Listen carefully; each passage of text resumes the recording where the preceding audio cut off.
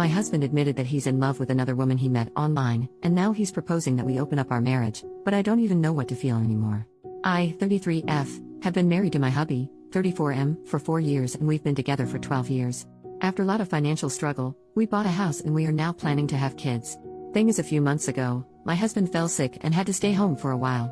He decided to pick up an online game and started having weekly sessions with a group of players. Among them is a girl, 30, I think, and long story short, he fell in love with her. He broke down crying a month ago and admitted it. He told me it built up so gradually he didn't understand how he felt until it was too late. They started texting privately after meeting and eventually had one-on-one calls together. Then at some point, he said, she told him she was in love with him and he realized it was mutual. He said he told her it was impossible but loved her too. They tried to be just friends but they couldn't resist and continued to show affection for each other. He showed me the text but also ventured into sending explicit photos. She asked if she could meet him face to face but he refused. So he told me all of this, apologized over and over again and told me he couldn't control himself, and while he loved us both, it was me he would choose no matter what. I was still very upset and slept at a friend's that night to gather my thoughts. I decided to forgive him because he clearly felt guilt and wanted to work it out. I told him that while I was deeply hurt, I still appreciated him coming forward to me and being honest about what happened. We got into long conversations about how we were feeling in our relationship. I accepted he could love someone else but said I didn't like how he handled it. He agreed. And then yesterday he asked if I was comfortable opening up the marriage to polyamory. He said he still wanted to live with me and have kids but can't erase nor ignore the feelings he has for her. He says he wants to do it right and let us both see other people, with clear boundaries and communication, and still be present for one another.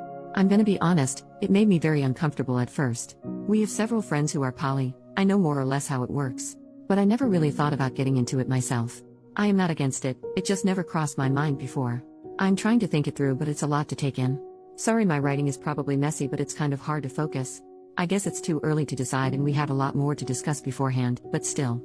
Could you guys give me your opinions on this? Thanks a lot. First update, 2 weeks later. Hey guys, first off, sorry I didn't reply to all your comments. I'm very thankful for them. They helped me realize hard, but fair, truths about the whole situation. I waited for a bit to think about it all and had multiple long discussions with my husband. I wanted to confront him before making a final decision. To answer some of your questions, the other girl wanted to meet him, but they never did. Partly because my husband refused, but honestly, mostly because she lives too far from here. I still got checked for STDs though, and I'm clean, yay. As for our polyamory friends, they apparently were the ones who suggested him to go down the polyamory road. I stopped talking to them for now, I'll deal with the bigger problem first. I told him his actions hurt me deeply and that while I appreciated him admitting his affair, it was still infidelity. I told him what you guys said, that turning it into polyamory was merely green-lighting the affair after the fact. That polyamory should be built on mutual trust and communication, which he already broke. That I didn't feel respected. It destroyed him. He said he already knew, deep down, but didn't want to admit it, neither to me nor to himself. We both screamed and cried a lot. He finally admitted he wanted to open the marriage for selfish reasons. He is very sorry. He cut off contact with the other girl, let me fully access his computer and phone, and now wants to go to counseling to repair our relationship and marriage. He is showing me a lot of affection and attention since then, although he admits himself it's sometimes out of guilt, and not just out of pure love. And now I want to make it work too, but, am I? Or is it sunk cost fallacy? I don't know. Our first session is in 2 months, the earliest we could get, and every day I change my mind. Literally yesterday I wanted to leave him, while today I think it's worth giving it a try. Because we've known each other for so long, we understand each other on a very deep level, share a lot of interests, and have already built so much together. He was there for me during hard parts of my life. He took responsibility for his actions and is really trying. Plus, if I leave him, I'd have to start my life nearly from scratch, find a new place to live, go back into dating for the first time in 12 years. I don't want to lose everything. It sounds very hard and scary. Am I not too old for this? But at the same time, that's a form of denial, isn't it? It doesn't matter if those years were good, it's not going to be the same. Even if he gains my trust back, even if I forgive him, I'll never forget. I think he is genuinely remorseful, but isn't it too late for that? I'm too empathetic. Him being present now doesn't erase what was done. Do I want to stay not because I still believe in this relationship, but because don't have the strength to ask for a divorce? Because it's the easy choice, some kind of codependency? I have no idea. I can picture both paths clearly, and it's tearing me apart. I am lost, maybe even more than I was when I wrote my previous post. I've lost sleep and appetite, and I'm not sure I enjoy anything in my life anymore. I booked an appointment with a psychologist, for me alone, to help with this whole thing. I am sorry, at this point, I am rambling. I know I am the only one who can decide what's okay and comfortable for me or not. It's ultimately my choice and my choice only.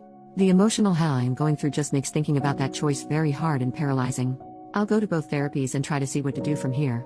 I'll try to update, but it's probably going to take a while. I am sorry.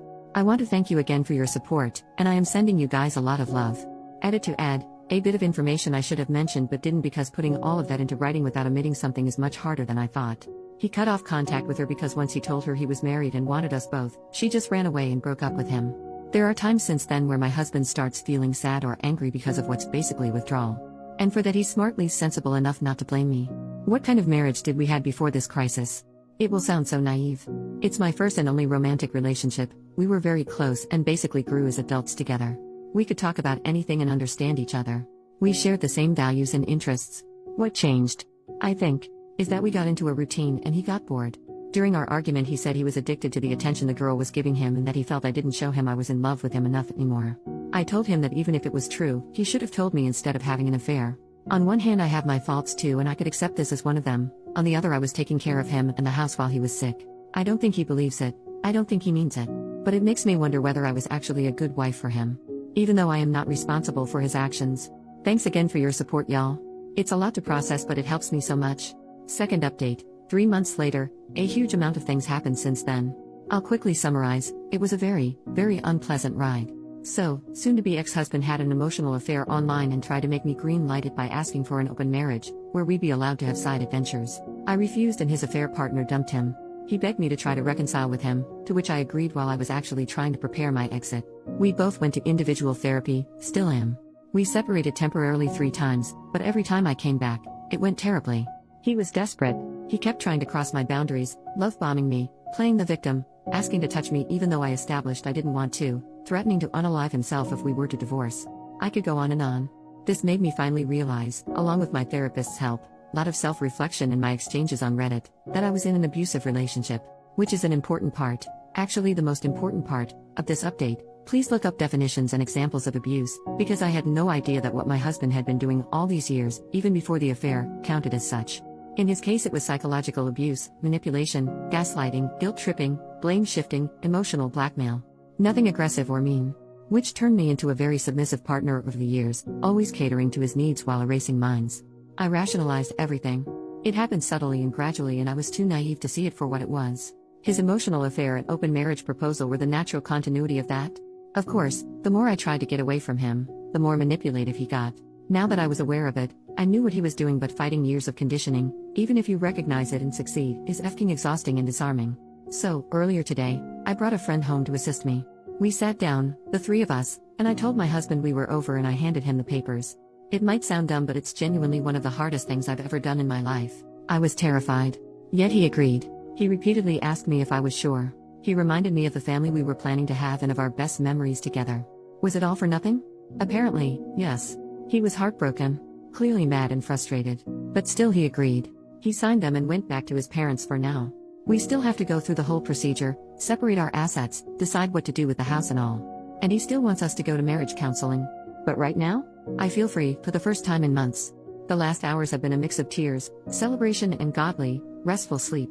And I have to thank you guys again, because my first Reddit post was the wake-up call I needed to eventually, finally, get here. Better late than never I guess. Thank you so much. Lot of love to you all. New update, 3 more months later on October 27, 2024, my previous post should have been the final update. I wish. God I wish. But no, of course not. Of course it got worse, again. Screw my life. After my soon-to-be ex-husband signed the divorce papers, we went no contact, or at least, I tried to. He still sent me text messages, voice messages, and tried to call me multiple times.